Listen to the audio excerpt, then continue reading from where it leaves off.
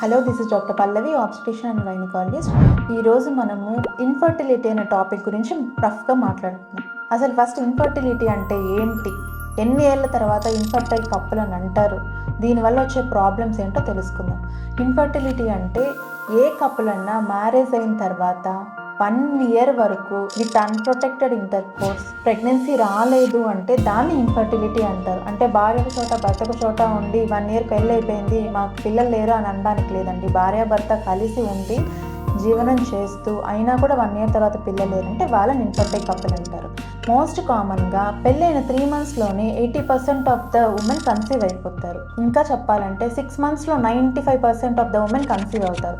కానీ 1 year వరకు conceive అవ్వలేదంటే దాన్ని ఇన్ఫర్టిలిటీ అంటారు.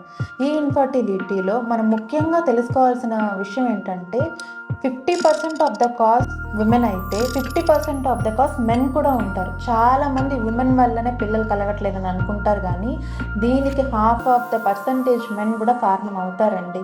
ఇంకేదన్నా 5% ఆఫ్ ద కారణాలు ఇతర కారణాలు ఉంటాయి, కానీ చాలా వరకు ఇద్దరు బాధ్యత వహిస్తారు.